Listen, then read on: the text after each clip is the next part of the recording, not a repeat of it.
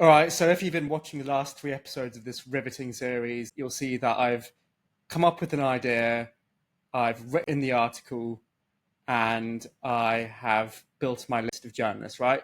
So the next thing is to actually email the journalists, right? So I've split this into three email angles. So we've got our national angle, which we're going to pitch to education reporters who write for national media.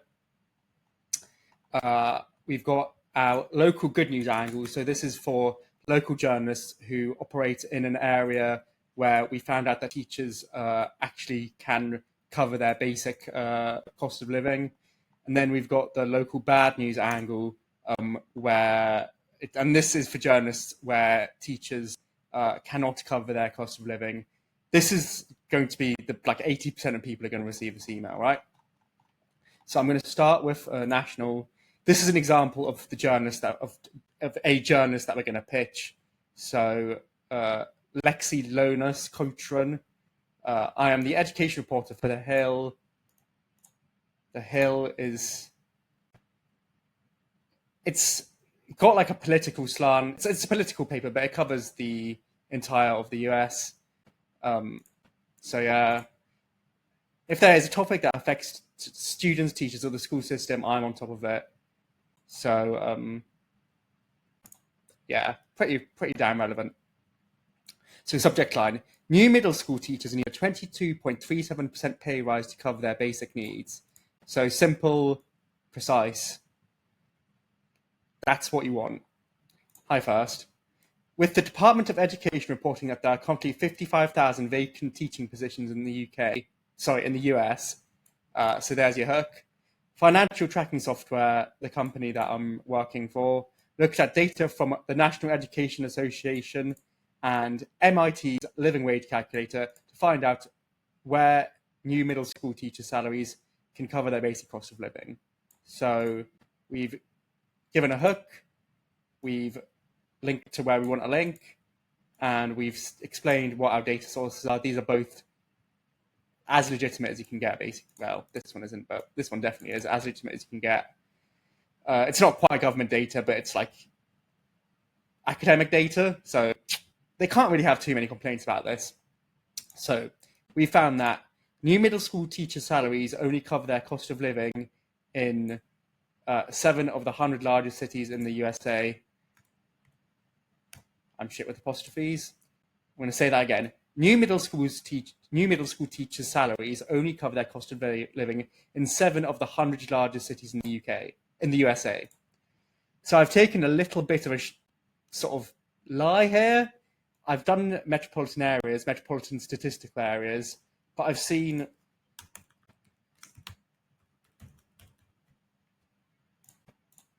so Wallet Hub do a lot of these metropolitan statistical area studies, and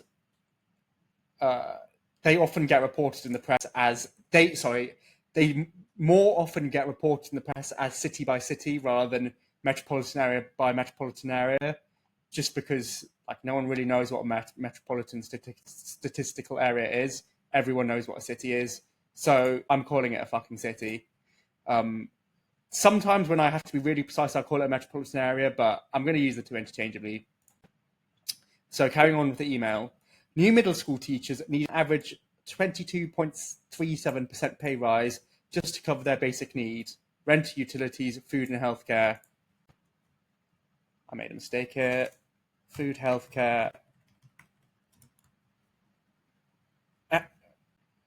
Where's the ampersand? And transport. That's equivalent to a net pay rise of $6,533 a year.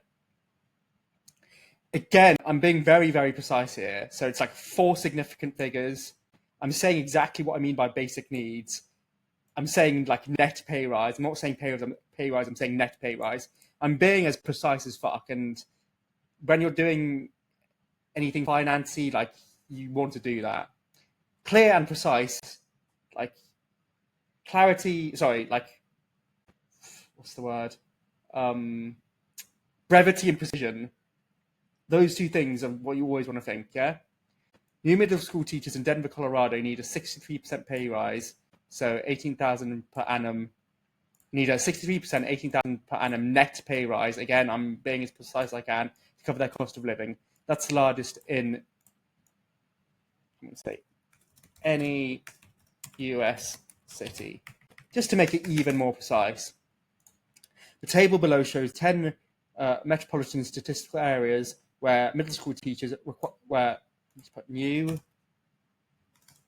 and middle school teachers require the biggest pay rise to meet their cost of living.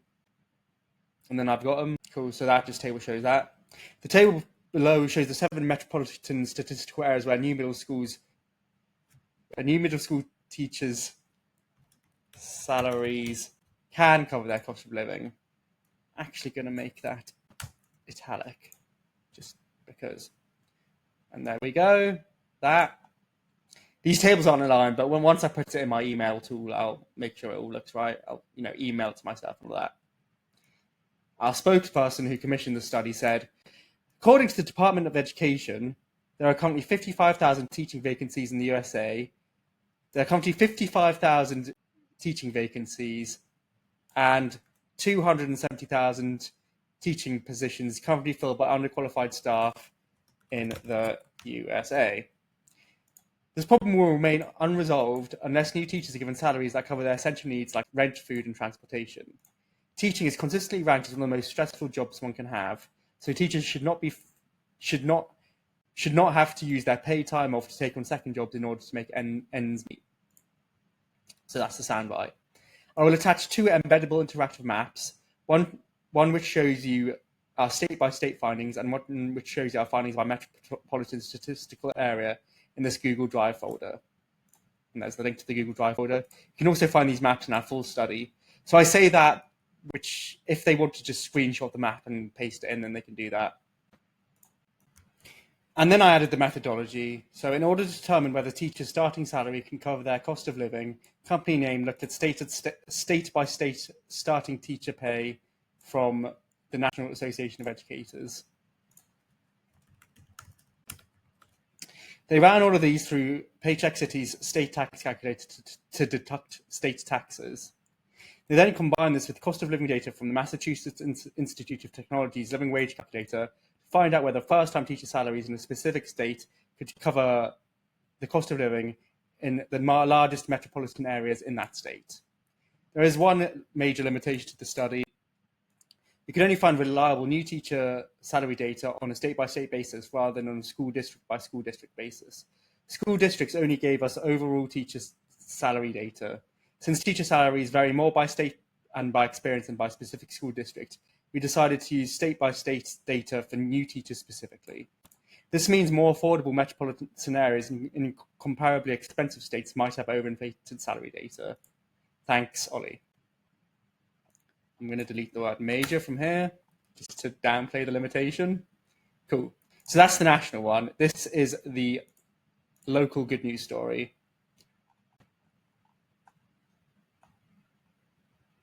Sorry, this is the local good news story. So the journalist here is Leki Zong, and Leki Zong is an education reporter for the Fresno Bee. And if you look at all her articles, they are about schools in Fresno and the sub areas of Fresno, right? So this should be fairly, very relevant, I hope. Subject line. Everything in red is going to be a merged field of some sort. Fresno is one of only 7 cities where new teachers' pay covers their basic needs. Hi first. With the Department of Education reporting that there are currently 55,000 vacant teaching positions in the US, financial tracking software company looked at data from the National Education Association and MIT's living wage calculator to find out where middle school teacher salaries can cover their basic cost of living. We found out that Fresno is one of only 7 of the largest metropolitan statistical areas in the USA where middle school teacher salaries can cover their basic living costs. New middle school teachers in Fresno receive an annual net salary of $41,161. With the cost of living in this area for a single person being $36,228. This leaves new teachers with a discretionary income of $5,403, the highest in USA's 100 cities. So there are only 7 here where we can generate a positive news story. So I've just ranked them, and then I'm going to do like highest, second highest, third highest, fourth highest, fifth highest, sixth highest, seventh highest, and I'll swap out the salary data for whatever the salary data is in that area. Commenting on these findings, the spokesperson said, Fresno is only 7 of the 100 largest metropolitan statistical areas in the USA where new middle school teachers' salaries cover their basic needs. Given the national teacher shortage at the moment, we hope that more school districts can use Fresno as an example and give new teachers a salary that does not mean they have to take on supplementary work during their time off. Despite Fresno's overall affordability for new teachers, the city still lacks affordable housing, with renting a studio apartment in the city costing 37% of a new teacher's salary. So I also looked at apartments.com rent data for a studio apartment in the relevant area, and I found that only one city had it where you could rent an apartment for less than 30% of your take-home pay, and that's generally considered affordable. So I can add a little bit about affordable housing being a thing. And who doesn't want more affordable housing, right? I will attach an interactive map showing how far middle school teachers' salaries cover their cost of living in the 100 biggest metropolitan statistical areas in this Google Drive folder. You can also find a map in our full study. And then I've used the same methodology as I have for the other ones. In this instance, the skewing of the study kind of does play a role, but I'm hoping the journalists, because it's a good news story, they might just publish it anyway. So anyway, here's the bad news angle, and here is our example journalist. So it's the same sort of education reporter, but just for the relevant area. So once this loads, Julia Silverman covers schools for the Oregonian with a focus on Portland public schools. Okay, so Portland's new teachers need a 51% pay rise to cover their cost of living. That's the subject line. Hi first. We use the same hook as for everyone else. We found that middle school teachers in Portland, Vancouver, Hillsborough, whatever that is, need a 51% pay rise in order to cover their basic living expenses of rent, utilities, food, healthcare, and transportation. Again, I've been as specific as possible with what I've said. New middle school teachers in Portland will get an annual net annual pay of $30,877, according to the National Education Association. Massachusetts Institute of Technology estimates that cost of living for a single person in Portland is $46,576, meaning that new teachers need a $15,699 net pay increase or 51% pay rise in order to cover their cost of living. This makes new teachers in Portland, Vancouver, Hillsborough the third most underpaid out of the 100 biggest metropolitan statistical areas in the USA. You can find an interactive map that shows the pay rise that new teachers need in order to match the cost of living in this Google Drive folder. You can also find it in our full study. Go like that. Commenting on these findings, our spokesperson said, according to the Department of Education, there are currently 55,000 teaching vacancies in the USA. Screw this up. 55,000 teaching vacancies and 270,000 teaching positions that are currently filled by underqualified staff in the USA. The problem will remain unresolved unless new teachers are given salaries that cover their essential need, like rent, food, and transportation. Given that rent in Portland, Vancouver, Hillsborough takes up 50% of new teachers' net, I really have screwed this up, pay, teachers will likely have to live far away from their school district. Long commute times strongly correlate with a high staff turnover. Teaching is consistently ranked as one of the most stressful jobs someone can have, so teachers should not have to use their paid time off to take on second jobs in order to make ends meet. and then the methodology again. So those are the 3 emails that we're going to send out: a national one, a good news one, and then a bad news one.